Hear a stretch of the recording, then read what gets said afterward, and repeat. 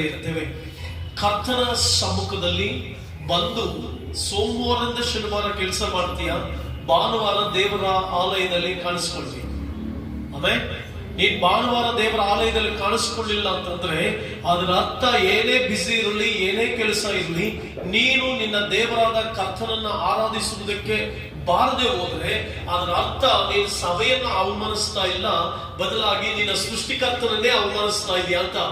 ಪ್ರತಿಯೊಬ್ಬ ಕ್ರೈಸ್ತ ಅವನು ಎಂತ ಪದವಿಯಲ್ಲೇ ಇರಲಿ, ಅವನು ಎಂತ ಪದವಿಯ ಉನ್ನತ ಪದವಿಯಲ್ಲೇ ಇರಲಿ, ಅವನು ಎಂತ ದೊಡ್ಡ ಮನುಷ್ಯನೇ ಆಗಿರ್ಲಿ, ಎಷ್ಟೇ ದೊಡ್ಡ ಆಸ್ತಿವಂತನಾಗಿರ್ಲಿ, ಭಾನುವಾರ ದೇವರನ್ನ ಆರಾಧಿಸುವುದಕ್ಕೆ ಆ ವ್ಯಕ್ತಿ ದೇವರನ್ನ ಸ್ತುತಿಸುವುದಕ್ಕೆ ಬಾರದೆ ಹೋದ್ರೆ ಅವನು ಸಭೆಯನ್ನು ಅವಮಾನಿಸ್ತಾ ಇಲ್ಲ, ಬದಲಾಗಿ ತನ್ನ ಸೃಷ್ಟಿಕರ್ತನನ್ನೇ ಅವಮಾನಿಸ್ತಾ ಇದ್ದಾನೆ ಅಂತ.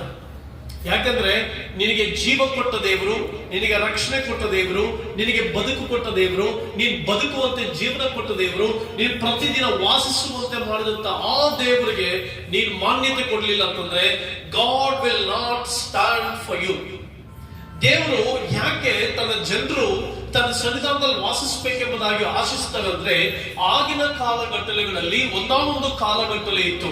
ಆ ಕಾಲಘಟ್ಟಲೆಯಲ್ಲಿ ದೇವಾರಾಧನೆಗೆ ಬಾರದೆ ಹೋದ್ರೆ ಒಂದು ಮಹಾಶಿಕ್ಷೆಯನ್ನು ಕೊಡ್ತಾ ಇದ್ರು. ಆ ಶಿಕ್ಷೆ ಏನ್ ಗೊತ್ತಾ? ಸಬ್ಬತ್ ದಿನವನ್ನ ಗೌರವಿಸದೆ ಹೋದ್ರೆ ಆ ಗ್ರಾಮದವರೆಲ್ಲರೂ ಸೇರಿ ಆ ವ್ಯಕ್ತಿಯನ್ನ ಕಲ್ಲೆಸೆದು ಕೊಲ್ತಾ ಇದ್ರು. ಹಳೆ ಉಡಂಬಡಿಕೆಯ ಪದ್ಧತಿ ಯಾವ ರೀತಿ ಇತ್ತು ಅಂದ್ರೆ, ಯಾವ ವ್ಯಕ್ತಿ ಸಬ್ಬತ್ ದಿನವನ್ನ ಗೌರವಿಸದೆ ಹೋದ್ರೆ, ಸಬ್ಬತ್ ದಿನಕ್ಕೆ ಮಾನ್ಯತೆ ಕೊಡದೆ ಹೋದ್ರೆ, ಸಬ್ಬತ್ ದಿನವನ್ನ ಶ್ರೇಷ್ಠ ಅಂತ ಎನಿಸಿ ಅದಕ್ಕೆ ರೆಸ್ಪೆಕ್ಟ್ ಕೊಡದೆ ಹೋದ್ರೆ, ಆಗಿನ ಕಾಲದ ಕಠಿಣವಾದಂತ ನಿಯಮ ಯಾವ ರೀತಿ ಇತ್ತು ಅಂದ್ರೆ ಆ ವ್ಯಕ್ತಿಯನ್ನ ಕಲ್ಲೆಸೆದು ಕೊಡ್ತಾ ಇದ್ರು. ಆದ್ರೆ ಹೊಸ ಒಡಂಬಡಿಕೆಗೆ ಬಂದಂತ ಕ್ರೈಸ್ತರು, ಯೇಸು ಕ್ರಿಸ್ತನು ನಮಗೆ ಪೂರ್ಣ ಜೀವಿತವನ್ನು ಕೊಟ್ಟಿದ್ದಾರೆ, ಪೂರ್ಣ ಅದ್ಭುತವನ್ನ, ಪೂರ್ಣ ಅತಿಶಯವನ್ನ, ಪೂರ್ಣ ಕೃಪೆಯನ್ನು ಕೊಟ್ಟ. ಪೂರ್ಣ ಕೃಪೆಯನ್ನು ಕೊಟ್ಟ ಮೇಲೆ ಜನರು ಸೋಮಾರಿಗಳಾದರು. ಪೂರ್ಣ ಕೃಪೆಯನ್ನು ಕೊಟ್ಟ ಮೇಲೆ ಜನರು ತಪ್ಪಾದ ಆಲೋಚನೆಗಳಿಗೆ ಬಂದರು. ಪೂರ್ಣ ಕೃಪೆಯನ್ನು ಕೊಟ್ಟ ಮೇಲೆ ಜನರು ದೈವತ್ವದ ಮಹಿಮೆಯನ್ನ, ದೈವತ್ವದ ಆ ಪ್ರಕಾಶವನ್ನ ಅದನ್ನು ಮೊದಲು ಮಾಡಿದ್ರು. ತಮಗೆ ಇಷ್ಟ ಬಂದ ಹಾಗೆ ಮಾಡಿಕೊಂಡ್ರು. ತಮಗೆ ಇಷ್ಟ ಬಂದಂತ ದೈವವನ್ನ ತಮಗಿಷ್ಟು ಬಂದ ಹಾಗೆ ಆರಾಧಿಸುವುದಕ್ಕೆ ತೀರ್ಮಾನ ತೆಗೆದುಕೊಂಡರು. ಪೂರ್ಣ ಕೃಪೆಯನ್ನು ಹೊಂದಿದ ಮೇಲೆ ದೇವರನ್ನ ಪೂರ್ಣವಾಗಿ ಆರಾಧಿಸಬೇಕಾಗಿತ್ತು. ಪೂರ್ಣ ದೈವತ್ವದ ಮಹಿಮೆಯನ್ನು ಅನುಭವಿಸಿದ ಮೇಲೆ ಆ ದೈವತ್ವದ ಮಹಿಮೆಯನ್ನ ಪೂರ್ಣವಾಗಿ ಅನುಭವಿಸಿ ಆ ಮಹಿಮೆಗೆ ತಕ್ಕಂತೆ ಜನರು ದೇವರನ್ನ ಆರಾಧಿಸಬೇಕಾಗಿತ್ತು. ನಾವು ನೀನು ಆರಾಧಿಸ್ತಾ ಇರುವಂತ ಯೇಸು ಅದ್ಭುತವಾದ ದೇವರು, ಅತಿಶಯವಾದ ದೇವರು, ಮಹಾಮಹಿಮೆಯಿಂದ ಕೂಡಿದಂತ ದೇವರು, ಮಹಾಪರಾಕ್ರಮದಿಂದ ಕೂಡಿದಂತ ದೇವರು, ಅತಿಶಯಗಳನ್ನ ಮಾಡಿದಂತ ದೇವರು. ಆತನ ಸಾನ್ನಿಧ್ಯ ಎಷ್ಟು ದೊಡ್ಡದು, ಆತನ ಮಹಿಮೆ ಎಷ್ಟು ದೊಡ್ಡದು ಗೊತ್ತಾ? ಆತನನ್ನ ದೇವ ಮಕ್ಕಳು ಸರಿಯಾದ ರೀತಿಯಲ್ಲಿ ಆರಾಧಿಸಿ, ಸರಿಯಾದ ರೀತಿಯಲ್ಲಿ ಸಭೆಗಳಿಗೆ ಬಂದು ಅವರ ಮಹಿಮೆಯನ್ನ ಸರಿಯಾದ ರೀತಿಯಲ್ಲಿ ಈ ಲೋಕದಲ್ಲಿ ಪ್ರಚುರಪಡಿಸಿದರೆ ಲೋಕಕ್ಕೆ ನಾವು ಅದ್ಭುತಗಳಾಗಿ, ಮಹತ್ಕಾರಗಳಾಗಿ ಮಾರ್ಪಡ್ತೇವೆ. ಇಡೀ ಕ್ರೈಸ್ತ ದೇವರನ್ನ ಆರಾಧಿಸುವುದಕ್ಕೆ ತನ್ನನ್ನು ಒಪ್ಪಿಸಿಕೊಟ್ಟು ತನ್ನ ದೇವ ಸಾನ್ನಿಧ್ಯಕ್ಕೆ ಬಂದು ದೇವರನ್ನ ಸ್ತುತಿಸುವುದಕ್ಕೆ ಆರಂಭಿಸಿದ್ರೆ ದೇಶದಲ್ಲಿ ಒಂದು ದೊಡ್ಡ ಇತಿಹಾಸ ಆರಂಭ ಆಗುತ್ತೆ. ಆದ್ರೆ ಸೈತಾನ ಅದನ್ನು ಬಿಡ್ತಾ ಇಲ್ಲ. ಆದ್ದರಿಂದ ಭಾನುವಾರಗಳು ದೇವರನ್ನ ಆರಾಧಿಸಬೇಕು. ಈಗಾಗಲೇ ಭಾನುವಾರದ ರಜಾ ದಿನವನ್ನ ರದ್ದು ಮಾಡಬೇಕು, ಭಾನುವಾರ ದಿನ ಆ ರಜಾ ದಿನವನ್ನ ರದ್ದು ಮಾಡಬೇಕೆಂಬಂತ ಅಜೆಂಡಾ ಸರ್ಕಾರಗಳು ತೆಗೆದುಕೊಂಡು ಬರ್ತಾ ಇದೆ. ಭಾನುವಾರ ರಜಾ ದಿನಗಳು ಇರಬಾರ್ದು, ಭಾನುವಾರ ಕೆಲಸದ ದಿನ ಇಡಬೇಕು ಅಂತ ಹೇಳಿ ಒಂದು ಅಜೆಂಡಾ ಈಗಾಗಲೇ ದೇಶದ ಪ್ರಮುಖವಾದಂತ ಸ್ಥಿತಿಗೆ ಬಂದು ನಿಂತಿದೆ. ನೀನ್ ಎಚ್ಚೆತ್ತುಕೊಳ್ಳದೆ ಹೋದ್ರೆ, ದೇವರನ್ನ ಆರಾಧಿಸುವುದಕ್ಕೆ ಎಚ್ಚೆತ್ತುಕೊಳ್ಳದೆ ಹೋದ್ರೆ, ದೇವರನ್ನ ಪ್ರೀತಿಸುವುದಕ್ಕೆ ಎಚ್ಚೆತ್ತುಕೊಳ್ಳದೆ ಹೋದ್ರೆ ಒಂದು ದಿನ ಅನೇಕ ಕಾನೂನುಗಳು, ನಿಯಮಗಳು ಈ ದೇಶದಲ್ಲಿ ಬರ್ಲಿಕ್ಕೆ ಹೋಗುತ್ತೆ. ಆಗ ನಿನ್ನ ಆರಾಧನೆ, ನಿನ್ನ ಸ್ತುತಿ, ನಿನ್ನ ದೇವರ ಭಯಭಕ್ತಿ ಇವೆಲ್ಲವೂ ಕೂಡ ಎಲ್ಲಿ ಹೋಗುತ್ತೆ ಅಂತ ಸ್ವಲ್ಪ ಯೋಚನೆ ಮಾಡಿ. ಆದ್ದರಿಂದ ದೇವರನ್ನ ಆರಾಧಿಸುವುದಕ್ಕೂ ಸ್ತುತಿಸುವುದಕ್ಕೂ ನಿನ್ನನ್ನು ಒಪ್ಪಿಸಿಕೊಡು. ದೇಶದ ಪ್ರಮುಖ ನಿಲುವು, ಅನೇಕ ನಿಲುವುಗಳಲ್ಲಿ ಪ್ರಮುಖ ನಿಲುವು ಭಾನುವಾರಗಳನ್ನ ರದ್ದು ಮಾಡಬೇಕು, ರಜೆಯನ್ನ ರದ್ದು ಮಾಡಬೇಕೆಂಬುದಾಗಿ ಬರ್ತಾ ಇದೆ. So you have to be very careful. You should worship your God, you should respect your creator. ನಿನ್ನ ಸೃಷ್ಟಿಕರ್ತನನ್ನ ಗೌರವಿಸಬೇಕು, ನಿನ್ನ ದೇವರನ್ನ ಆರಾಧಿಸಬೇಕು. ದೇವರ ವಾಕ್ಯಕ್ಕೆ ಹೋಗೋಣವಾ? ಹಲ್ಲೆಲೂಯಾ. ಎಷ್ಟು ಜನರು ದೇವರ ವಾಕ್ಯವನ್ನು ಕೇಳಿಸಿಕೊಳ್ಳಲು ಸಿದ್ಧ ಇದ್ದೇನೆ? ಆಮೇಲೆ ನಾನಂತೂ ದೇವರ ವಾಕ್ಯವನ್ನು ಸಾರುವುದಕ್ಕೆ ಬದ್ಧನಾಗಿದ್ದೇನೆ. ದೇವರ ವಾಕ್ಯ ಸಜೀವವಾದದ್ದು. ದೇವರ ವಾಕ್ಯ ನಮ್ಮ ಜೀವಿತಗಳನ್ನೇ ಬದಲಾಯಿಸುವಂಥದ್ದು. ಹಲ್ಲೆಲೂಯಾ. ದೇವರ ವಾಕ್ಯ ಶಕ್ತಿಯುಳ್ಳದ್ದು, ದೇವರ ವಾಕ್ಯ ಬಲವುಳ್ಳದ್ದು, ದೇವರ ವಾಕ್ಯ ನಮ್ಮನ್ನು ಕಟ್ಟುವಂಥದ್ದು, ದೇವರ ವಾಕ್ಯ ನಮಗೆ ಆರೋಗ್ಯ ಕೊಡುವಂಥದ್ದು. ದೇವರ ವಾಕ್ಯ ನಮ್ಮ ಜೀವಿತಗಳಲ್ಲಿ ಬದುಕುಗಳನ್ನ ಬದಲಾಯಿಸಿ ಉತ್ತಮ ಬದುಕಿಗೆ ಬರುವಂತೆ, ಉತ್ತಮ ಜೀವಿತಕ್ಕೆ ಬರುವಂತೆ, ಉತ್ತಮ ಜೀವಿತವನ್ನ ಹೇಗೆ ಜೀವಿಸಬೇಕಂತ ಕಲಿಸಿಕೊಡುವಂತ ಅದ್ಭುತವಾದ ವಾಕ್ಯವೇ ದೇವರ ವಾಕ್ಯ. ಈ ಲೋಕದಲ್ಲಿ ಯಾವ ಮನುಷ್ಯನು ಕೂಡ ಕಲಿಸಿಕೊಡಲಾರದಷ್ಟು ಅತಿಶಯವಾದಂತ ಕಾರ್ಯವನ್ನು ಕಲಿಸಿಕೊಡುವಂಥದ್ದು ನನ್ನ ದೇವರ ವಾಕ್ಯ. ಹೇಗೆ ಜೀವಿಸಬೇಕು, ಹೇಗೆ ಬದುಕಬೇಕು, ಹೇಗೆ ನಡಿಬೇಕಂತ ಹೇಳ್ಕೊಡ್ತದೆ ಬೈಬಲ್. ಹಲ್ಲೆಲೂಯಾ. ಬೈಬಲ್ ನನಗೆ ಯಾಕೆ ಬಹಳ ಇಷ್ಟ ಅಂತಂದ್ರೆ, ಬೈಬಲ್ ಜನರ ಮುಂದೆ, ಅನ್ಯ ಜನರ ಮುಂದೆ ನೀನಿದ್ದಾಗ ನೀನು ಯಾವ ರೀತಿ ನಡಿಬೇಕಂತ ಕಲಿಸ್ಕೊಳ್ತೇನೆ. ಬೈಬಲ್ ಅಧಿಕಾರಿಗಳ ಮುಂದೆ ಹೋದಾಗ ನೀನು ಯಾವ ರೀತಿ ಜ್ಞಾನವಾಗಿ ನಡ್ಕೊಳ್ಬೇಕಂತ ಕಲಿಸ್ಕೊಡುತ್ತೇನೆ. ಬೈಬಲ್ ಕುಟುಂಬವನ್ನ ಹೇಗೆ ನಿಭಾಯಿಸಬೇಕನ್ನೋದನ್ನ ಕಲಿಸ್ಕೊಡುತ್ತೆ. ಬೈಬಲ್ ಸ್ಕೂಲ್ ನಲ್ಲಿ ಹೇಗೆ ನಡಿಬೇಕನ್ನೋದು ಕಲಿಸ್ಕೊಡುತ್ತೆ. ಬೈಬಲ್ ಗುರು ಹಿರಿಯರಿಗೆ ಯಾವ ರೀತಿ ಗೌರವ ಕೊಡ್ಬೇಕನ್ನೋದು ಕಲಿಸ್ಕೊಡುತ್ತೆ. ಬೈಬಲ್ ನಿನ್ನ ಪಟ್ಟಣದಲ್ಲಿ, ನಿನ್ನ ಹಳ್ಳಿಯಲ್ಲಿ ಹೇಗೆ ನಿನ್ನ ಬದುಕನ್ನ ನೀನು ನಡೆಸ್ಕೊಂಡು ಹೋಗ್ಬೇಕನ್ನುವಂತ ಅದ್ಭುತವಾದ ಚಿತ್ರವನ್ನ ಕಲಿಸಿಕೊಡುವಂಥದ್ದು Bible. The Bible teachers the good moral, good character, ಒಳ್ಳೆಯ ಗುಣವನ್ನ, ಒಳ್ಳೆಯ ಜೀವಿತವನ್ನ ಕಲಿಸಿಕೊಡುವಂಥದ್ದೇ ಬೈಬಲ್. ಹಾಗಾದ್ರೆ ನಿತ್ಯತ್ವದ ಬೈಬಲ್, ಪರಲೋಕದ ಬೈಬಲ್, ಆಶೀರ್ವಾದದ ಬೈಬಲ್, ಉನ್ನತವಾದ ಬೈಬಲ್ ಅಂತ ಹೇಳುವಂತ ನಾವು ಅದೇ ಬೈಬಲ್ ನಮಗೆ ಮೋರಲ್ ಅನ್ನು ಕಲಿಸಿಕೊಡುತ್ತದೆ. ನಾವು ಹೇಗೆ ಜೀವಿಸಬೇಕು, ಪ್ರತಿ ಕ್ಷಣ ಹೇಗೆ ಬದುಕಬೇಕು ಅನ್ನೋದನ್ನು ಕಲಿಸ್ಕೊಡ್ತೇವೆ. ನೀನ್ ರಸ್ತೆಯಲ್ಲಿ ಹೇಗೆ ನಡ್ಕೊಳ್ಬೇಕು ಅನ್ನೋದನ್ನು ಕಲಿಸ್ಕೊಡ್ತೇವೆ. ದೊಡ್ಡವರಿಗೆ ಗೌರವ ಕೊಡ್ಬೇಕು ಅನ್ನೋದು ಕಲಿಸ್ಕೊಡುತ್ತೆ. ನಿನ್ನ ಟೀಚರ್ಸ್ಗೆ ಹೇಗೆ ರೆಸ್ಪೆಕ್ಟ್ ಕೊಡ್ಬೇಕು ಅನ್ನೋದು ಕಲಿಸ್ಕೊಡುತ್ತೆ. ಅಧಿಕಾರಿಗಳಿಗೆ ಹೇಗೆ ನಡ್ಕೊಳ್ಬೇಕು ಅನ್ನೋದು ಕಲಿಸ್ಕೊಡುತ್ತೆ. We should walk according to the word of God. ದೇವರ ವಾಕ್ಯಾನುಸಾರವಾಗಿ ಜೀವಿಸಬೇಕು. ಸರಿ, ನಾನು ಇದನ್ನ ಮಾತನಾಡುವಂತ ದೈವಿಕವಾದ ಸಂದೇಶ, God is my rock, I will not be shaken. ದೇವರು ನನಗೆ ಬಂಡೆಯಾಗಿದ್ದಾನೆ, ನಾನು ಕದಲುವುದಿಲ್ಲ. ಹಲ್ಲೆಲೂಯಾ. ಪಕ್ಕದಲ್ಲಿರುವಂತವರಿಗೆ ಹೇಳ್ರಿ, ದೇವರು ನನಗೆ ಬಂಡೆಯಾಗಿದ್ದಾನೆ, ನಾನು ಕದಲುವುದೇ ಇಲ್ಲ. ಎಂತ ಅದ್ಭುತವಾದ ದೇವರು ನೋಡ್ರಿ ಅವರು, ಎಂತ ಅತಿಶಯವಾದ ದೇವರು ನೋಡ್ರಿ ಅವರು, ಎಂತ ವಾಕ್ಯಗಳನ್ನ ಬರೆದಿಟ್ಟಿದ್ದಾರೆ ನೋಡಿ ಅವರು, ಎಂತ ಅತಿಶಯವಾದಂತ ದೈವಿಕವಾದಂತ ವಾಕ್ಯವನ್ನು ನಮಗೆ ಬರೆದಿಟ್ಟಿದ್ದಾರೆ. Our God is a principal God and also He is a wonderful God. ಒಂದು ಅದ್ಭುತವಾದ ದೇವರನ್ನು ಆರಾಧಿಸ್ತಾ ಇದ್ದೇವೆ. ಜೀವಿತದ ಅತಿಶಯಗಳನ್ನ ಕಲಿಸಿಕೊಟ್ಟಂತ ದೇವರು. ಆತನು ಹೇಳ್ತಾ ಇದ್ದಾನೆ, The Lord is my rock, I will be not shaken. ಕೀರ್ತನೆಗಾರನು ಅದ್ಭುತವಾಗಿ ಬರೀತಾ ಇದ್ದಾನೆ.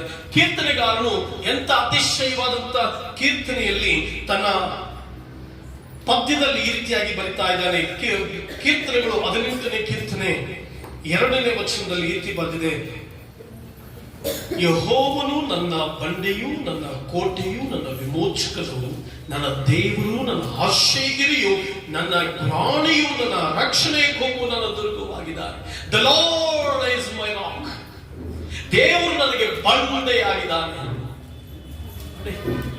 ಎಷ್ಟು ಮಟ್ಟಕ್ಕೆ ಅವನು ಅದ್ಭುತವಾಗಿ ಪ್ರಸಂಗಿಸ್ತಾ ಇದ್ದಾನೆ, ಅದ್ಭುತವಾಗಿ ದೇವರಿಗೆ ಹಾಡ್ತಾ ಇದ್ದಾನೆ ದಾವೀದ.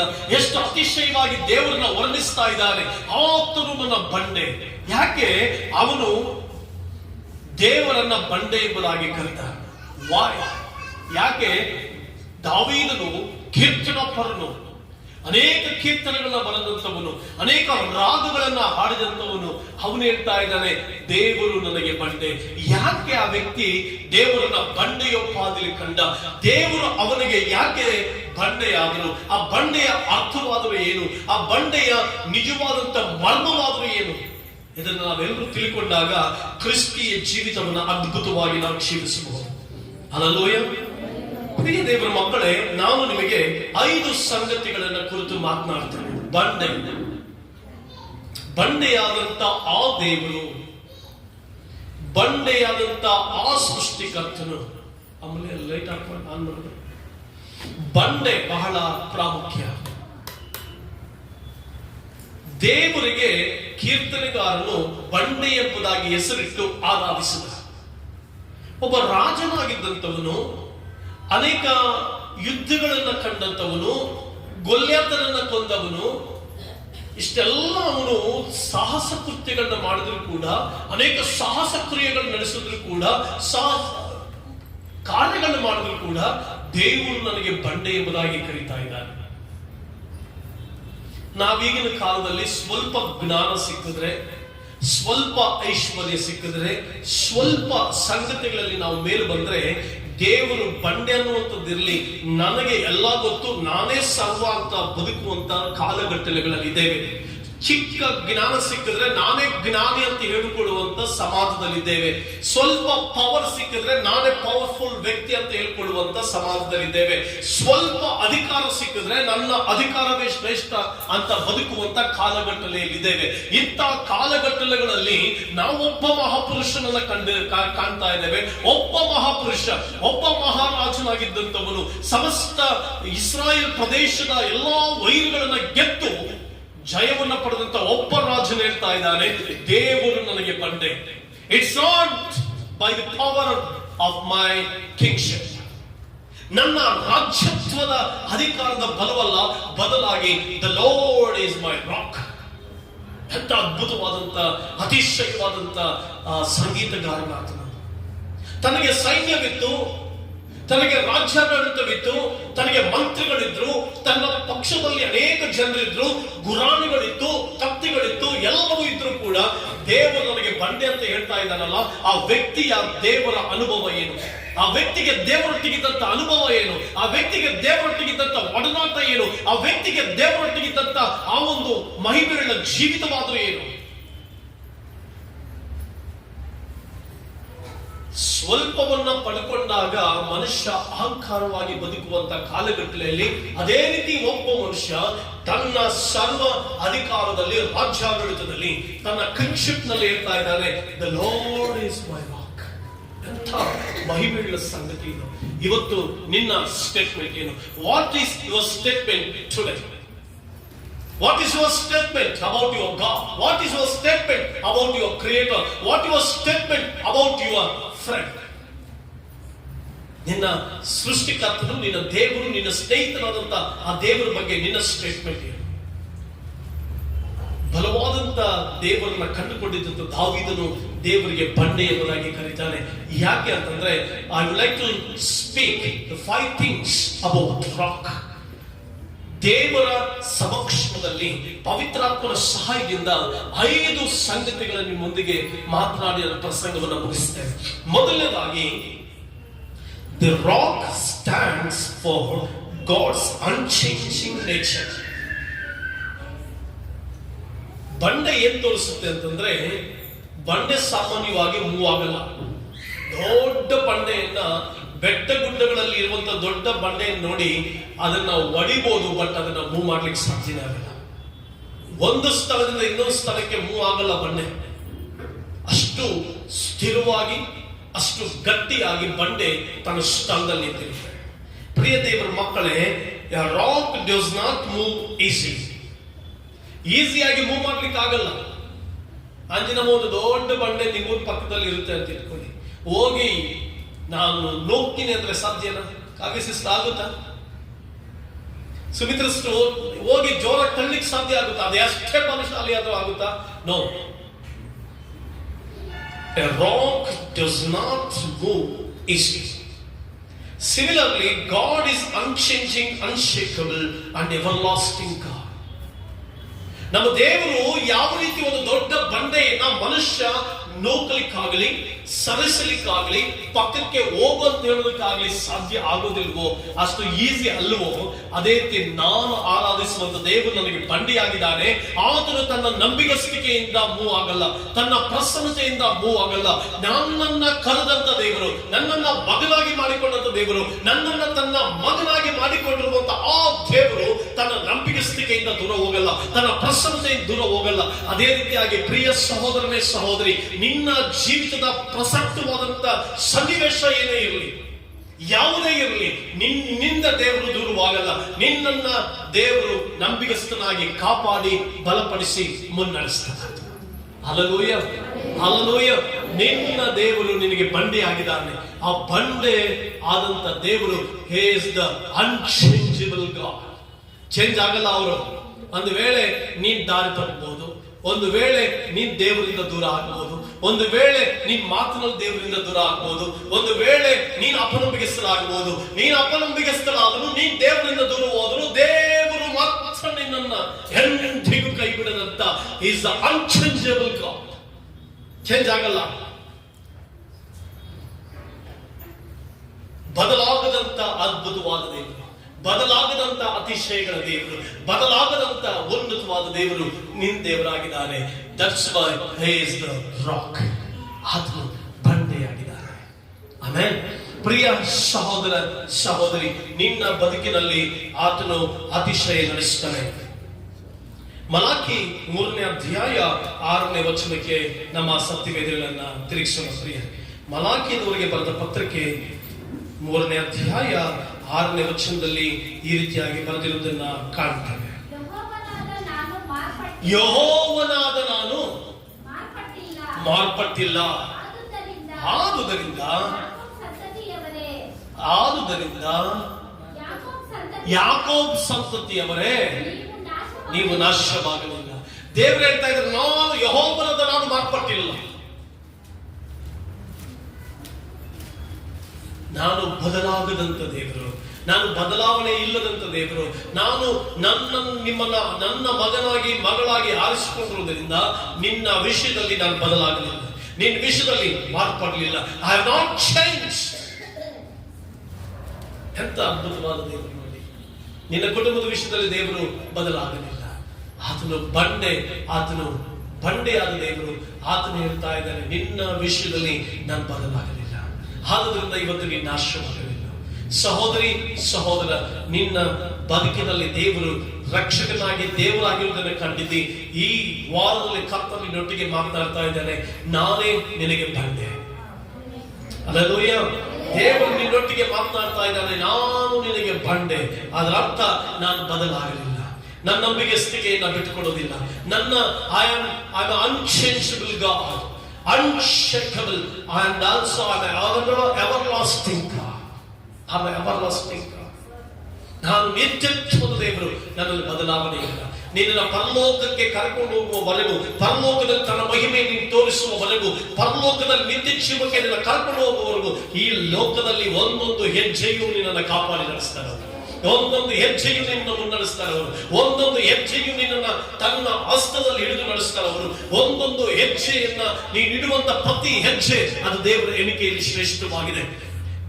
ಸತ್ಪುರುಷನ ಗತಿಸ್ಥಾಪನೆಯು ಯೆಹೋವನಿಂದಲೇ ಆಗಿದೆ. Every step of the righteous person it's loved by the lord. ಪರಿಶುದ್ಧಾತ್ಮನಿಂದ ಅಥವಾ ಸೃಷ್ಟಿಕರ್ತನಿಂದ ಪ್ರತಿಯೊಂದು ಹೆಜ್ಜೆಯು, ನೀನಿಡುವಂತ ಪ್ರತಿಯೊಂದು ಹೆಜ್ಜೆ ಮನುಷ್ಯ ನೋಡದೆ ಇರ್ಬೋದು, ವ್ಯಕ್ತಿಗಳು ನೋಡದೆ ಇರ್ಬೋದು, ನಿನ್ನ ಗಂಡ ನೋಡದೆ ಇರ್ಬೋದು, ನಿನ್ನ ಹೆಜ್ಜೆಯನ್ನ ಕಾಪಾಡುವಂತ ದೇವರು ನಿನ್ನ ದೇವರಾಗಿದ್ದಾನೆ. Hallelujah. He is the unchangeable God. ಅದ್ಭುತವಾದಂತ ದೇವರು, ಬದಲಾವಣೆಯೇ ಇಲ್ಲದಂತ ಅತಿಶಯನು ನಿನ್ನ ವಿಷಯದಲ್ಲಿ ಬದಲಾಗಲಿಲ್ಲ. ಲೋಕದಲ್ಲಿ ಎಲ್ಲ ಬದಲಾಗಬಹುದು. ನಿನ್ನ ಕುಟುಂಬ ಬದಲಾಗಬಹುದು, ಮಕ್ಕಳು ಬದಲಾಗಬಹುದು, ಸ್ನೇಹಿತರು ಬದಲಾಗಬಹುದು, ಕೆಲಸ ಸ್ಥಳದಲ್ಲಿ ಅಧಿಕಾರಿಗಳು ಬದಲಾಗಬಹುದು, ಗಂಡ ಹೆಂಡತಿಯ ಮಧ್ಯದಲ್ಲಿರುವಂತ ಸಂಬಂಧಗಳು ಬದಲಾಗಬಹುದು, ಎಲ್ಲ ಕಾರ್ಯಗಳು ಬದಲಾಗಬಹುದು.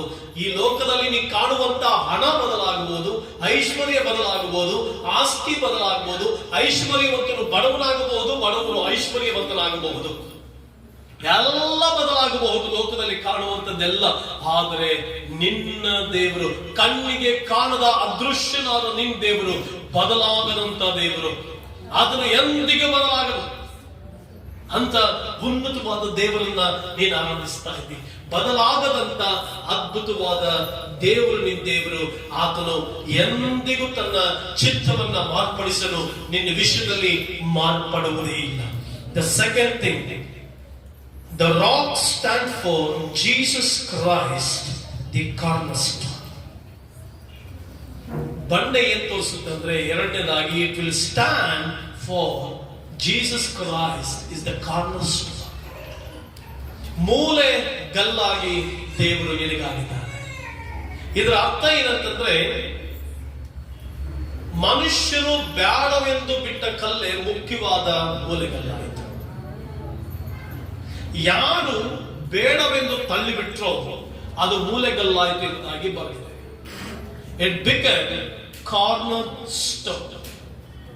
ಸಾಮಾನ್ಯವಾಗಿ ನಾವು ಪಾಯ ಅಥವಾ ಫೌಂಡೇಶನ್ ಹಾಕುವಾಗ ಮೂಲೆಯಲ್ಲಿ ಕಲ್ಲಿಟ್ಟು ಪ್ರಾರ್ಥನೆ ಮಾಡಿ ಆರಂಭಿಸ್ತೇವೆ. ಯಾಕೆಂದ್ರೆ ಈ ಮನೆಗೆ ಆತನೇ ಮೂಲೆಗಲ್ಲಾಗಿ ಮಾರ್ಪಡಬೇಕು. ಪ್ರಿಯ ಸಹೋದರ ಸಹೋದರಿ, ನಿನ್ ಜೀವಿತದಲ್ಲಿ ಇದರ ಪೂರ್ಣ ಅರ್ಥವೇನಂತಂದ್ರೆ, ಯೇಸು ತನ್ನ ಜನರಿಗಾಗಿ ಬಂದ, ಯೇಸು ತನ್ನ ಇಸ್ರಾಯೇಲ್ ಮಕ್ಕಳಿಗಾಗಿ ಬಂದ. ದೇವರು ಆಗಿನ ಆ ಅನಾದಿ ಕಾಲದಲ್ಲಿ ನಿಷ್ಕರ್ಷೆ ಮಾಡಿ ಇಸ್ರಾಯೇಲ್ ಪ್ರಜೆಗಳನ್ನ ತನ್ನ ಕಡೆಗೆ ಸೆಳೆದುಕೊಳ್ಳುವುದಕ್ಕಾಗಿ ಬಂದ. ಇಸ್ರಾಯೇಲ್ ಪ್ರಜೆಗಳು ರಿಜೆಕ್ಟ್ ಮಾಡಿದ್ರು. ಯಾವಾಗ ಇಸ್ರಾಯೇಲ್ಯರು ತಿರಸ್ಕರಿಸಿದ್ರು, ಇಡೀ ಪ್ರಪಂಚಕ್ಕೆ ರಕ್ಷಣೆಯು ಆರಂಭವಾಯಿತು. ಯೇಸು ಪ್ರತಿಯೊಬ್ಬರಿಗೂ ರಕ್ಷಕನಾಗಿ ಮಾರ್ಪಟ್ಟ. ಅದರ ಅರ್ಥ ಬರೀ ಇಸ್ರಾಯೇಲರಿಗೆ ಮಾತ್ರ ಅಲ್ಲ, ಇಸ್ರಾಯೇಲ್ಯರ ಮೂಲಕವಾಗಿ, ಇಸ್ರಾಯೇಲರಿಗಾಗಿ ಬಂದು ಇಸ್ರಾಯೇಲರ ಮೂಲಕ ಲೋಕಕ್ಕೆ ರಕ್ಷಣೆಯಾಗಬೇಕೆಂಬುದು ದೇವರ ಚಿತ್ತವಾಗಿತ್ತು. ಇಸ್ರಾಯೇಲ್ಯರು ತ್ಯಜಿಸಿದಾಗ ದೇವರು ಲೋಕಕ್ಕೆ ರಕ್ಷಕನಾಗಿ ಲೋಕಕ್ಕೆ ರಕ್ಷಣೆಯನ್ನು ಕೊಟ್ಟ. ಇವತ್ತು ಅದರ ಅರ್ಥ ಏನಂತಂದ್ರೆ, ನೀನ್ ಎಲ್ಲಿಯಾದ್ರೂ ರಿಜೆಕ್ಟ್ ಆಗ್ತಾ ಇದೆಯಾ? ನಿನ್ನನ್ನು ಯಾರಾದ್ರೂ ತಿರಸ್ಕರಿಸ್ತಾ ಇದ್ದಾರೆ? ಕೆಲಸ ಜಾಗದಲ್ಲಿ ತಿರಸ್ಕರಿಸಲ್ಪಡ್ತಾ ಇದೆಯಾ? ಎಲ್ಲಿಯಾದರೂ ನೀನು ತಿರಸ್ಕರಿಸಲ್ಪಡ್ತಾ ಇದ್ರೆ, ಸಂಬಂಧಿಕರ ಮಧ್ಯದಲ್ಲಿ ತಿರಸ್ಕರಿಸಲ್ಪಡ್ತಾ ಇದ್ರೆ, ನಿನಗಿರ್ತಕ್ಕಂಥ ಹಣ, ಆಸ್ತಿ, ಐಶ್ವರ್ಯ, ಜ್ಞಾನ, ವಿವೇಕ, ವಿದ್ಯಾಭ್ಯಾಸದ ಮೇಲೆ ಜನರು ನಿನ್ನನ್ನ ಉನ್ನತಕ್ಕೇರಿಸಿ ನಿನ್ನ ಹತ್ರ ಏನು ಇಲ್ಲದೆ ಇರುವಾಗ ತಿರಸ್ಕರಿಸಲ್ಪಡ್ತಾ ಇದೆಯಾ? ಭಯಪಡಬೇಡ. ನೀನು ತಿರಸ್ಕರಿಸಲ್ಪಟ್ಟಿರುವುದಾದ್ರೆ ದೇವರು ಹೇಳ್ತಾರೆ, ನಾನು ನಿನ್ನನ್ನ ಉತ್ತಮವಾದ ಕಾರ್ಯಕ್ಕಾಗಿ ನಾನು ಆಶೀರ್ವದಿಸ್ತೇನೆ. Because our corner stone is not our power, our corner stone is not our knowledge, our corner stone is not our ability, but our corner stone is the lord of lord and the God of God and the prince of peace, that is Jesus Christ. ನಮ್ಮ ಮೂಲೆಗಲ್ಲು ನಮ್ಮ ability ಅಲ್ಲ, ನಮ್ಮ ಸಾಮರ್ಥ್ಯ ಅಲ್ಲ, ನಮ್ಮ ಶಕ್ತಿ ಅಲ್ಲ, ನಮ್ಮ ಬಲ ಅಲ್ಲ, ನಮ್ಮ ವಿದ್ಯಾಭ್ಯಾಸ ಅಲ್ಲ, ನಮಗಿರ್ತಕ್ಕಂಥ ಯಾವುದೂ ಅಲ್ಲ. ನಮಗೆಲ್ಲಿರ್ತಕ್ಕಂಥ ಮೂಲೆಗಲ್ಲು ರಕ್ಷಕನಾಗಿರುವಂತ ಯೇಸು ಕ್ರಿಸ್ತನು. ನಮ್ಮ corner stone, the powerful corner stone is our lord of lord and prince of peace, that is Jesus Christ. ಯೇಸು ಕ್ರಿಸ್ತನೇ ನಮಗೆ ಮೂಲೆಗಲ್ಲು. ಅದು ಅದ್ಭುತವಾದಂತ ಮೂಲೆಗಲ್ಲು, ಅತಿಶಯವಾದಂತ ಮೂಲೆಗಲ್ಲು. ಯಾವ ತಿರಸ್ಕರಿಸಲ್ಪಡ್ತಾರೋ ಅವರನ್ನು ಉನ್ನತ ಸ್ಥಾನಕ್ಕೆ ತೆಗೆದುಕೊಂಡು ಬರ್ತಾನೆ. ಎಲ್ಲಿ ರಿಜೆಕ್ಟ್ ಆಗ್ತಾರೋ ಅಲ್ಲಿ ದೇವರು ಉತ್ತಮವಾದ ಆಶೀರ್ವಾದಕ್ಕಾಗಿ ಸೆಲೆಕ್ಟ್ ಮಾಡ್ತಾರೆ. If you are rejected by someone or something, God will select you for better things. ಅದ್ಭುತವಾದ ಕಾರ್ಯಕ್ಕೆ ಕರ್ತನು ನಿಮ್ಮನ್ನ ಆಶೀರ್ವದಿಸಿ ತೆಗೆದುಕೊಂಡು ಹೋಗ್ತಾನೆ. ಎರಡನೇದಾಗಿ ಬಂಡೆ ಏನ್ ತೋರಿಸುತ್ತೆ ಅಂದ್ರೆ ಮೂಲೆಗಲ್ಲನ್ನು ತೋರಿಸ್ತದೆ. ನೀನ್ ತಿರಸ್ಕರಿಸಲ್ಪಟ್ಟಿದೀಯಾ? ನೀನ್ ನೆಗ್ಲೆಕ್ಟ್ ಆಗಿದೆಯಾ? ಸ್ಕೂಲ್ನಲ್ಲಿ ನೆಗ್ಲೆಕ್ಟ್ ಆಗಿದೆಯಾ? ಕಾಲೇಜಿನಲ್ಲಿ ನೆಗ್ಲೆಕ್ಟ್ ಆಗಿದೆಯಾ? ಎಜುಕೇಶನ್ ವಿಷಯದಲ್ಲಿ ನೆಗ್ಲೆಕ್ಟ್ ಆಗಿದೆಯಾ? ಯಾವುದ್ರ ವಿಷಯದಲ್ಲಿ ನೀನ್ ನೆಗ್ಲೆಕ್ಟ್ ಆಗಿದೆಯೋ ದೇವರು ಹೇಳ್ತಾ ಇದ್ದಾರೆ, ನಾವು ನಿನ್ನ ಅತ್ಯುತ್ತಮ ಕಾರ್ಯಕ್ಕಾಗಿ ಆರಿಸಿಕೊಳ್ತೇನೆ. The third things, the rock stand for refuge and protection. ಕೀರ್ತನೆಗಳು 61ನೇ ಕೀರ್ತನೆ 2ನೇ ವಚನಕ್ಕೆ ನಮ್ಮ ಸತ್ಯವೇದಗಳನ್ನ ತಿರುಗಿಸಿ. ಕೀರ್ತನೆಗಳು 61ನೇ ಕೀರ್ತನೆ 2ನೇ ವಚನದಲ್ಲಿ ರೀತಿಯಾಗಿ ಬರ್ತಿದೆ, ನಾನು ಎದೆ ಕುಂದಿದವನಾಗಿ ಭೂಮಿಯ ಕಡೇ ಭಾಗದಿಂದ ನಿನಗೆ ಮೊರೆ ಇಡುತ್ತೇನೆ. ನಾನು ಹತ್ತಲಾರದ ಆಶ್ರಯಗಿರಿಯ ಮೇಲೆ, ಹಲ್ಲೆಲೂಯ, ನಾನು ಹತ್ತಲಿಕ್ಕಾಗದೇ ಇರುವಂತ ಆಶ್ರಯಗಿರಿಯ ಮೇಲೆ ಹತ್ತಿಸು ಅಂದ್ರೆ ನನ್ನನ್ನು ಆ ಬಂಡೆ ಮೇಲೆ ತೆಗೆದುಕೊಂಡು ಹೋಗಿ ನಿಲ್ಲಿಸು ದೇವರೇ. ಮೂರನೇದಾಗಿ ದ ಪ್ರೊಟೆಕ್ಷನ್, ಬಂಡೆ ಏನ್ ತೋರಿಸುತ್ತೆ? It shows protection. ದೇವರು ಮೋಶೆಗೆ ಹೇಳ್ತಾರೆ, ಮೋಶೆ, ನನ್ನ ಮಹಿಮೆ ನೀನು ನೋಡ್ಲಿಕ್ಕೆ ಆಗಲ್ಲ, ನನ್ನ ಸಾನ್ನಿಧ್ಯವನ್ನು ನೋಡಿದ್ರೆ ನೀನು ಉಳಿಯೋದಕ್ಕೆ ಸಾಧ್ಯನೇ ಇಲ್ಲ. ನಾನು ನಿನ್ನ ಬಂಡೆಯ ಬಿರುಕಿನಲ್ಲಿ ಇಡ್ತೇನೆ. ನಾನು ನಿನ್ನ ಎಲ್ಲಿಡ್ತೇನೆ? ಬಂಡೆಯ ಬಿರುಕಿನಲ್ಲಿ ಇಡ್ತೇನೆ. ಅಲ್ಲಿಂದ ನೀನು ನನ್ನನ್ನು ನೋಡಬಹುದು, ಆಗ ನೀನು ಬದುಕೊಳ್ತೀಯ. That is the protection. ದೇವರು ತನ್ನ ಜನರನ್ನ ಕಾಪಾಡುವಂತವನಾಗಿದ್ದಾನೆ. ಲೋಕದಲ್ಲಿರುವಂತ ಎಲ್ಲ ಅನಾಹುತಗಳಿಂದ, ಸೈತಾನನ ಕುತಂತ್ರಗಳಿಂದ, ಸೈತಾನನ ಎಲ್ಲ ಆಲೋಚನೆಗಳಿಂದ ದೇವರು ಕಾಪಾಡುವಂತ ದೇವರಾಗಿದ್ದಾನೆ. He is our protection because he is our rock. ಇವತ್ತು ನಿನ್ನ ಜೀವಿತದಲ್ಲಿ ಯಾವ ವಿಷಯದಲ್ಲಿ ಭಯ ಪಡ್ತಾ ಇದೆ? ಯಾವ ಸಂಗತಿ ವಿಷಯದಲ್ಲಿ ಭಯ ಪಡ್ತಾ ಇದೆ? ಯಾವ ಕಾರ್ಯದ ಕುರಿತು ಭಯ ಪಡ್ತಾ ಇದೆ? ಯಾವ ಮನುಷ್ಯರ ಕುರಿತು ಭಯ ಪಡ್ತಾ ಇದೆ? God is the God of rock. Means he is our protector. ಆತ ನಮ್ಮನ್ನು ಕಾಪಾಡುವಂತ ದೇವರು, ನಮ್ಮನ್ನು ಕಾಪಾಡ್ತಾನೆ.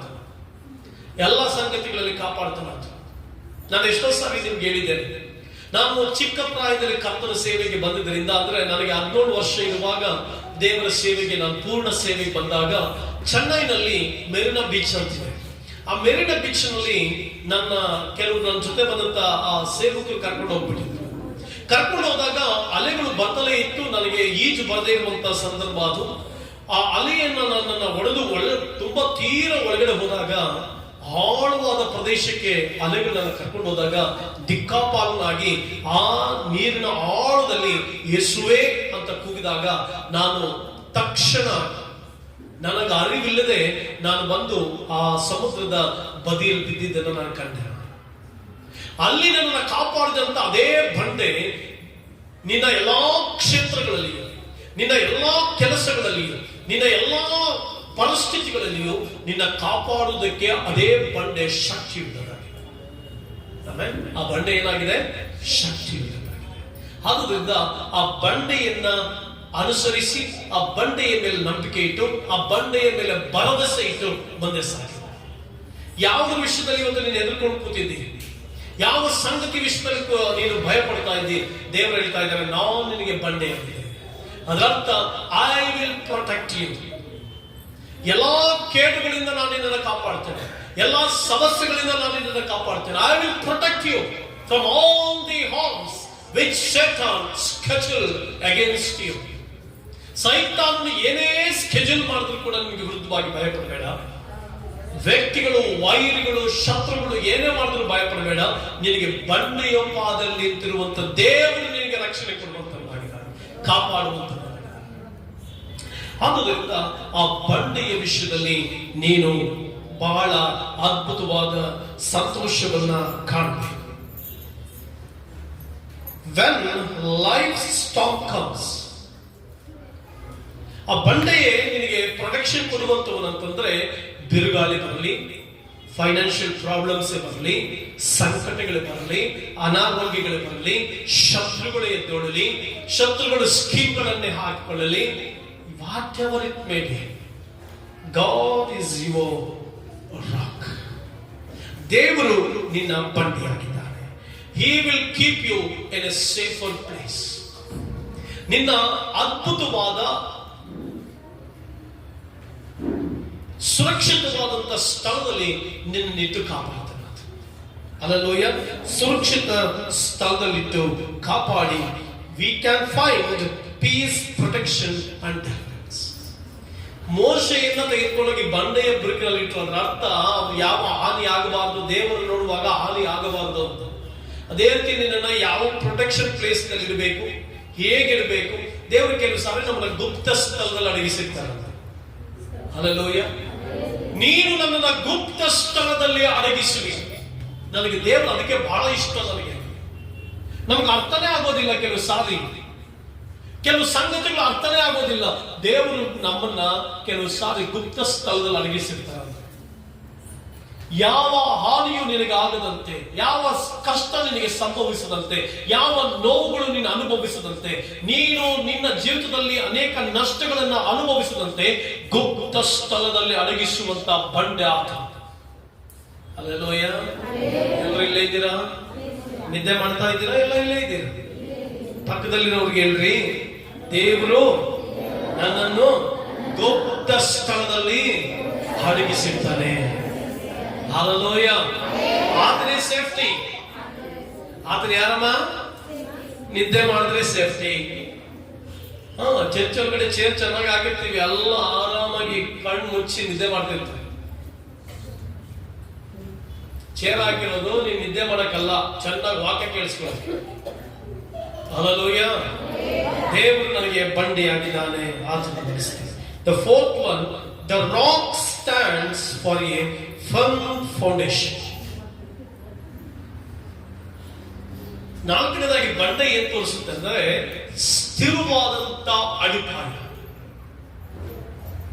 ಮನೆಯನ್ನ ಅಡಿಪಾಯ ಇಲ್ಲದೆ ಅಂದ್ರೆ ಫೌಂಡೇಶನ್ ಇಲ್ಲದೆ ಎಷ್ಟು ಜನ ಮನೆ ಕಟ್ಟಿದ್ದೀವಿ? ಯಾರಾದ್ರೂ ಮನೆ ಕಟ್ಟಲಿಕ್ಕೆ ಸಾಧ್ಯನಾ? ಸಾಧ್ಯ ಇಲ್ಲ. ಸ್ಥಿರವಾದಂತ ಅಸ್ಥಿವಾರದ ಮೇಲೆ ಕಟ್ಟಲ್ಪಟ್ಟಿದ್ರೆ ಆ ಮನೆಗೆ ಏನ್ ಸಮಸ್ಯೆ ಆಗಲ್ಲ. ಕ್ಲೀನ್ ಆಗಿ ಕಟ್ಟಿರ್ಬೇಕು, ಫೌಂಡೇಶನ್ ಕರೆಕ್ಟ್ ಆಗಿ ಆಗಿರ್ಬೇಕು. ಆಗಿನ ಕಾಲದಲ್ಲಿ ನಾವು ಕೆಲವು ಕಡೆ ಹೋಗಿ ನೋಡೋದಾದ್ರೆ ಬಂಡೆಗಳ ಮೇಲೆನೆ ಮನೆ ಕಟ್ಟಿರೋದು. ಅಂತ ಮನೆಗಳು ಬಹಳ ಸ್ಟ್ರಾಂಗ್ ಆಗಿ, ಎಷ್ಟೇ ಸಮಸ್ಯೆ ಬಂದ್ರು ಅಂತದ್ದು, ಎಷ್ಟೇ ಮಳೆ ಪ್ರವಾಹಗಳು ಬಂದ್ರು ಅಂತದಕ್ಕೇನೂ ಆಗಲ್ಲ. ಯಾಕೆಂದ್ರೆ ಕಟ್ಟಲ್ಪಟ್ಟಿರೋದು ಯಾವುದ್ರ ಮೇಲೆ? ಬಂಡೆ ಮೇಲೆ. ಸಾಲಿಡ್ ಆಗಿ ಕಟ್ಟಲ್ಪಟ್ಟಿರುವಂತದ್ದು ಯಾವುದ್ರ ಮೇಲೆ? ಫೌಂಡೇಶನ್. ಯಾವ ಫೌಂಡೇಶನ್ ಮೇಲೆ? ಅದ್ಭುತವಾದಂತ ಫೌಂಡೇಶನ್. ಮತ್ತಾಯ ಸುವಾರ್ತೆ 7:24-25 ವಚನದಲ್ಲಿ ಯೇಸು ಸ್ವಾಮಿ ಒಂದು ಸಾಮ್ಯವನ್ನು ಹೇಳ್ತಾರೆ. ಆ ಸಾಮ್ಯದಲ್ಲಿ ಏನ್ ಬಂದಿದ್ರು, ಒಬ್ಬ ಮನುಷ್ಯ ಏನ್ ಮಾಡಿದಂತೆ, ಬಂಡೆ ಮೇಲೆ ಮನೆ ಕಟ್ಟಿದ್ದಂತೆ, ಮಳೆ ನೀರು ಬಂತು, ಆದ್ರೂ ಏನೂ ಆಗಲಿಲ್ಲ. ಇನ್ನೊಬ್ಬ ಮಣ್ಣಿನ ಮೇಲೆ ಮನೆ ಕಟ್ಟಿದ, ಮಳೆ ನೀರು ಬಂತು, ಪ್ರವಾಹ ಬಂತು, ಅದು ಬಿದ್ದೋಯ್ತು ಅಂತ ಯೇಸು ಸ್ವಾಮಿ ಏನ್ ಮಾಡ್ತಾರೆ? ಪ್ರಕಟಪಡಿಸ್ತಾ ಇದ್ದಾರೆ. ಪ್ರಿಯ ದೇವ ಜನರೇ, ಯಾರು ದೇವರ ವಾಕ್ಯವನ್ನ ಕೇಳಿಸಿಕೊಂಡು ದೇವರ ವಾಕ್ಯದ ಪ್ರಕಾರ ನಡೀತಾರೋ ಅವರಿಗೆ ಕ್ರಿಸ್ತನು ಬಂಡೆ ಆಗ್ತಾನೆ. ಕ್ರಿಸ್ತನ ಬಂಡೆ ಎಂಬ ಆ ಕ್ರಿಸ್ತನ ಮೇಲೆ ಯಾರು ಕಟ್ಟಲ್ಪಡ್ತಾರೋ ಈ ಲೋಕದಲ್ಲಿ ಎಂತ ಸಂಗತಿಗಳು ಬಂದ್ರು ಅವರನ್ನ ಮುಳುಗಿಸಲಿಕ್ಕಾಗ್ಲಿ ಶೇಕ್ ಮಾಡೋದಕ್ಕಾಗ್ಲಿ ಸಾಧ್ಯ ಇಲ್ಲ. ಆದ್ರೆ ದುರದೃಷ್ಟಕರ ಸಂಗತಿ ಏನಂತಂದ್ರೆ ಎಷ್ಟೋ ವಿಶ್ವಾಸಿಗಳು ಮರಳ ಮೇಲೆ ಕಟ್ಟಲ್ಪಡ್ತಾರೆ. ಅಂದ್ರೆ ವಾಕ್ಯ ಕೇಳಿಸಿಕೊಂಡ್ರು ವಾಕ್ಯದ ಪ್ರಕಾರ ನಡೆಯಲ್ಲ, ಬೈಬಲ್ ಓದಿದ್ರು ಬೈಬಲ್ ಪ್ರಕಾರ ನಡೆಯಲ್ಲ. ತುಂಬಾ ಜನರು ಕ್ರೈಸ್ತರಲ್ಲಿ, ದೇವ ಜನರಲ್ಲಿ 100ಕ್ಕೆ 90% ಜನರು ಬೈಬಲ್ ಓದ್ತೀವಿ, ಬೈಬಲ್ ಪ್ರಕಾರ ನಡೆಯಲ್ಲ. ತುಂಬಾ ಜನರು ಬೈಬಲ್ ಬಗ್ಗೆ ಜ್ಞಾನ ಇದೆ, ಬೈಬಲ್ ಪ್ರಕಾರ ನಡೆಯಲ್ಲ. ತುಂಬಾ ಜನರು ಬೈಬಲ್ ವಾಕ್ಯವನ್ನ ಕೇಳಿಸ್ಕೊಳ್ತಲೇ ಇರ್ತೀವಿ, ಸಾವಿರಾರು ಪ್ರಸಂಗಗಳು ಕೇಳಿಸ್ಕೊಂಡಿದ್ದೇವೆ. ಆ ಪ್ರಸಂಗಗಳು ಕೇಳಿಸ್ಕೊಂಡ ಮೇಲೆ ಆ ಪ್ರಸಂಗದ ಹಾಗೆ ತಮ್ಮ ಜೀವಿತವನ್ನ ನಡೆಸ್ಕೊಂಡು ಹೋಗ್ತಾರೆ. ಕೇಳಿದ್ರೆ ನಂಗೆ ಚೆನ್ನಾಗಿ ಬೈಬಲ್ ಗೊತ್ತು, ಕೇಳಿದ್ರೆ ನಿನಗಿಂತ ಬೈಬಲ್ ನನಗೆ ಚೆನ್ನಾಗಿ ಗೊತ್ತು.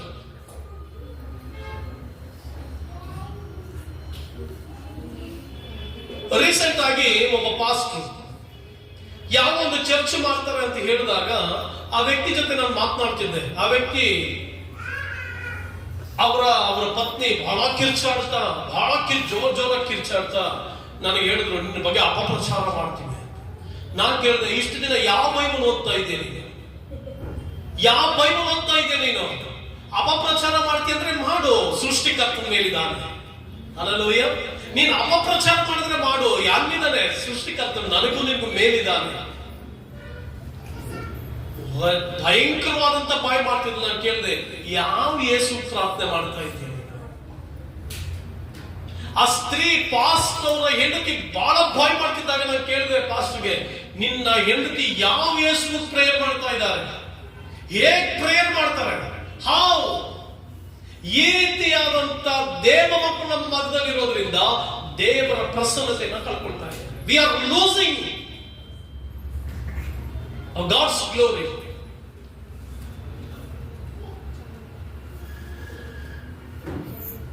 ನೋಡಿ, ದೇವರ ವಾಕ್ಯ ಚೆನ್ನಾಗಿ ಗೊತ್ತು, ಇವರಿಗೆಲ್ಲ ಬೈಬಲ್ ಚೆನ್ನಾಗಿ ಗೊತ್ತು, ಬಟ್ ಅದು ಕೂಡ ಬೈಬಲ್ ಪ್ರಕಾರ ನಡೆಯಲ್ಲ, ಅದು ದೇವರ ವಾಕ್ಯದ ಪ್ರಕಾರ ನಡೆಯಲ್ಲ.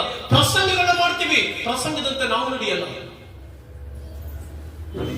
ಇಂಥ ದುರದೃಷ್ಟಕರವಾದಂತ ಬದುಕಿನಲ್ಲಿ ಬದುಕ್ತಾ ಇದ್ದೇವೆ. ಬೈಬಲ್ ಚೆನ್ನಾಗಿ ಗೊತ್ತು.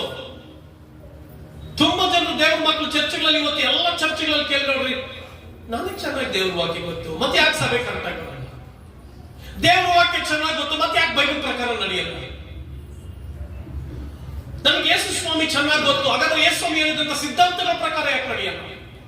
ಯೇಸು ಸ್ವಾಮಿ ಹೇಳಿದಂತ ಆ ಕಟ್ಟುನಿಟ್ಟಿನ ಬದುಕಿಗೆ ಯಾಕೆ ಬರಲ್ಲ? ಯೇಸು ಸ್ವಾಮಿ ಹೇಳಿದಂತ ಸಿದ್ಧಾಂತಗಳನ್ನ ಯಾಕೆ ಕೈಗೊಂಡು ನಡೆಯೋದಿಲ್ಲ? Why? Because we have knowledge, we are not walking. ನಮಗೆ ನಾಲೆಡ್ಜ್ ಇದೆ, ನಡೀತಾ ಇಲ್ಲ. ಆ ಬಂಡೆ ನಮಗೇನಾಗಿದ್ದಾನೆ? ನಮ್ಮ ಬಲಿಷ್ಠವಾದ ಫೌಂಡೇಶನ್ ಆಗ್ತದೆ. ಎಷ್ಟು ಜನಕ್ಕೆ ಗೊತ್ತಿಲ್ಲ ಬೈಬಲ್? ಎಷ್ಟು ಜನಕ್ಕೆ ಗೊತ್ತಿಲ್ಲ ವಾಕ್ಯ? ಎಷ್ಟು ಜನಕ್ಕೆ ಗೊತ್ತಿಲ್ಲ? ಇವತ್ತು ಎಷ್ಟು ಪ್ರಸಂಗಗಳು ಕೇಳಿಸ್ಕೊಂಡಿರ್ತೇವೆ. 20 ವರ್ಷ 30 ವರ್ಷ ವಿಶ್ವಾಸಗಳಾಗಿರ್ತೇವೆ. ಒಂದೊಂದು ಭಾನುವಾರ ಮಾತುಕೊಂಡೇವೆ, ಶುಕ್ರವಾರ ಪ್ರಾರ್ಥನೆಗಳು, ಬೈಬಲ್ ಸ್ಟಡಿಯಲ್ಲಿ ಎಷ್ಟು ಸಾವಿರಾರು ಗಟ್ಟಲೆ ಲಕ್ಷಾರು ಗಟ್ಟಲೆ ಪ್ರಸಂಗಗಳನ್ನ ಕೇಳಿಸ್ಕೊಂಡಿದ್ದೇವೆ. ಹಾಗಾದ್ರೆ ನಾವು ಯಾಕೆ ಪ್ರಸಂಗಗಳಾಗಿ ನಡೀತಾ ಇಲ್ಲ? ಯಾಕೆ ಆ ವಾಕ್ಯದ ಪ್ರಕಾರ ನಡೀತಾ ಇಲ್ಲ? ನಮ್ಮ ದೇವರು ಬಲಿಷ್ಠವಾದ ಫೌಂಡೇಶನ್ ಶೇಕ್ ಆಗಲ್ಲ. ವಾಕ್ಯದ ಪ್ರಕಾರ ನಡೆಯುವಂತ ಜೀವಿತವನ್ನು ರೂಢಿಸಿಕೊಳ್ಳಿ. ಬೈಬಲ್ ಚೆನ್ನಾಗಿ ಓದಿ. ನಿಮ್ ಬೈಬಲ್ ಓದಿ. ತುಂಬಾ ಜನರು ಬೇರೆಯವ್ರ ಬೈಬಲ್ ಓದ್ತಾರೆ. ಅದರ ಅರ್ಥ ಏನಂತಂದ್ರೆ, ಬೇರೆಯವ್ರ ಬೈಬಲ್ ಓದ್ತಾರೆ ಅಂದ್ರೆ ಬೈಬಲ್ ತಮ್ಮ ಬೈಬಲ್ಲೇ ಅದು. ಬೈಬಲ್ ಮುಂದಿಟ್ಕೊಂಡು ವಾಕ್ಯ ಮಾತನಾಡ್ತಾ ಇದ್ರೆ ಇನ್ನೊಬ್ಬರಿಗೆ, ಇದು ನನ್ನ ಗಂಡನಿಗೆ ಮಾತಾಡ್ತಾ ಇದ್ದಾರೆ ದೇವರು, ಹೆಂಡತಿಗೆ ಮಾತನಾಡ್ತಾ ಇದ್ದಾರೆ, ಮಕ್ಕಳಿಗೆ ಮಾತನಾಡ್ತಾ ಇದ್ದಾರೆ, ಇನ್ನೊಬ್ರಿಗೆ ಮಾತನಾಡ್ತಾ ಇದ್ದಾರೆ, ಅವ್ರಿಗೆ ಮಾತನಾಡ್ತಾ ಇದ್ದಾರೆ ಅಂತ ಮತ್ತೊಬ್ಬರು ಬೈಬಲ್ ಓದಕ್ಕೆ ಹೋಗ್ತಾರೆ. ನೀನ್ ಮತ್ತೊಬ್ಬರು ಬೈಬಲ್ ಓದ್ಬೇಡ, ನಿನ್ನ ಬೈಬಲ್ ನೀನು ಓದಿ. ಯಾರಿಗೋಸ್ಕರ ಓದೋ? ಯಾರಿಗೋಸ್ಕರ? ಎಲ್ಲ ಹೇಳಿ. ನಾನು ಮತ್ತೊಬ್ಬರಿಗೆ ಬೈಬಲ್ ಓದಲ್ಲ, ಮತ್ತೊಬ್ಬರ ಬೈಬಲ್ ಓದಲ್ಲ, ನನ್ನ ಬೈಬಲ್ನ ನನಗಾಗಿ ಓದ್ತೀನಿ. ಎಷ್ಟು ಜನ ನಿಮ್ ಬೈಬಲ್ನ ನಿಮ್ಗಾಗಿ ಓದ್ತೀರಿ? ಯಾಕಂದ್ರೆ ಬದಲಾಗ್ಬೇಕಲ್ಲ. ನಿನ್ ಬೈಬಲ್ ನಿನ್ಗೆ ಓದಿದ್ರೆ ಬದಲಾಗ್ಬೇಕಲ್ಲ. ಅದೇ ವಾಕ್ಯದ ಅರ್ಥ ಮತ್ತಾಯ ಬರ್ಸುವಂತ 7ನೇ ಅಧ್ಯಾಯದಲ್ಲಿ ಈಗ ನನ್ನ ಬೈಬಲ್ ನಾನು ಓದಿದ್ರೆ ನನ್ನ ಜೀವಿತ ಬದಲಾಗ್ಬೇಕು ತಾನೆ. ನನ್ನ ಬೈಬಲ್ ನಾನು ಓದಿದ್ರೆ ನನ್ನ ಗುಣಗಳು ಬದಲಾಗ್ಬೇಕು ತಾನೆ. ನನ್ನ ಬೈಬಲ್ ನಾನು ಓದಿದ್ರೆ ನನ್ನ ಮನಸ್ಥಿತಿ ಬದಲಾಗ್ಬೇಕು ತಾನೆ. ನನ್ನ ಬೈಬಲ್ ನಾನು ಓದಿದ್ರೆ ಎಲ್ಲರ ಜೊತೆ ಚೆನ್ನಾಗಿರ್ಬೇಕು ತಾನೆ. ನನ್ನ ಬೈಬಲ್ ನಾನು ಓದಿದ್ರೆ ಬೈಬಲ್ ಹೇಳಿದಂತ ಸಿದ್ಧಾಂತಗಳಿಗೆ ಅನುಗುಣವಾಗಿ ನಾನು ಬದುಕಬೇಕು ತಾನೆ. ಮತ್ತೆ ಎಲ್ಲಿ ನಡೀತಾ ಇದ್ದೇವೆ? ಎಲ್ಲಿ ಹೋಗ್ತಾ ಇದ್ದೇವೆ? ಎಲ್ಲಿ ಹೋಗ್ತಾ ಇದೆ ಕ್ರಿಸ್ತಿಯ ಸಮಾಜ? ಎಲ್ಲಿ ಹೋಗ್ತಾ ಇದೆ ಕ್ರೈಸ್ತತ್ವ? ಎಲ್ಲಿ ಹೋಗ್ತಾ ಇದೆ ದೇವ ಜನರ ಜೀವನ? ಎಲ್ಲಿ ಹೋಗ್ತಾ ಇದೆ ದೇವ ಜನರ ಮಾರ್ಗ? ಯಾರು ದೇವರ ವಾಕ್ಯವನ್ನ ಓದಿ ಅದ್ರ ಪ್ರಕಾರ ನಾವು ನಡೀತೇವೋ ಅವ್ರ ಬಂಡೆ ಮೇಲೆ ಕಟ್ಟಲ್ಪಟ್ಟಂತ ಮನೆ ಆಗೈತೆ.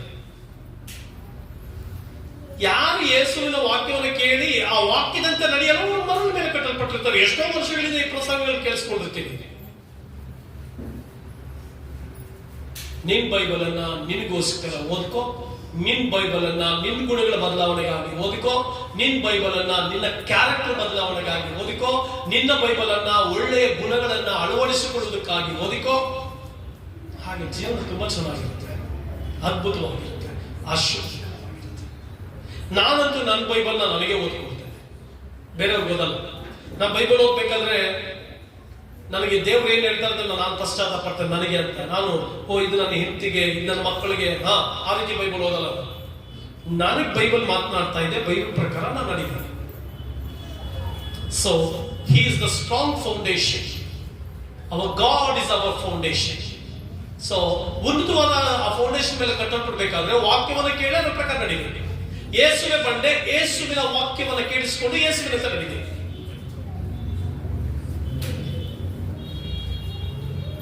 They who live according to God's word remain strong and unshaken. Shake ಆಗಲ್ಲ. ಬೈಬಲ್ ಪ್ರಕಾರ ಓದಿ, ಬೈಬಲ್ ಪ್ರಕಾರ ನಡೆದು ಅವರು ಶೇಕ್ ಆಗಲ್ಲ. The fifth one is the rock stand for God's sovereignty. ಸಾರ್ವಭೌಮತ್ವವುಳ್ಳದನ್ನ ತೋರಿಸ್ತದೆ. ಬಂಡೆ ಸಾರ್ವಭೌಮತ್ವ. ಅದನ್ನ ಸಾಮಾನ್ಯವಾಗಿ ಬಂಡೆಯನ್ನ ಅಲುಗಾಡಿಸ್ಲಿಕ್ಕಾಗ್ಲಿ ಕೈನಲ್ಲಿ ಒಡೆಯೋದಕ್ಕಾಗ್ಲಿ ಸಾಧ್ಯ ಇಲ್ಲ. ಸಾರ್ವಭೌಮತ್ವವನ್ನ ಪ್ರಚುರಪಡಿಸುತ್ತದೆ. ದೇವರ ವಾಕ್ಯದಲ್ಲಿ ಕೀರ್ತನೆಗಳು 97:5ನೇ ವಚನದಲ್ಲಿ ಬಂದಿದೆ, ಸಾರ್ವಭೌಮನಾದ ದೇವರ ಎದುರಿನಲ್ಲಿ ಬೆಟ್ಟಗಳು ಮೇಣದಂತೆ ಕರಗಿ ಹೋಗ್ತಾ ಉಂಟು. ನಮ್ಮ ದೇವರು ಸಾರ್ವಭೌಮನಾದಂತ ದೇವರು.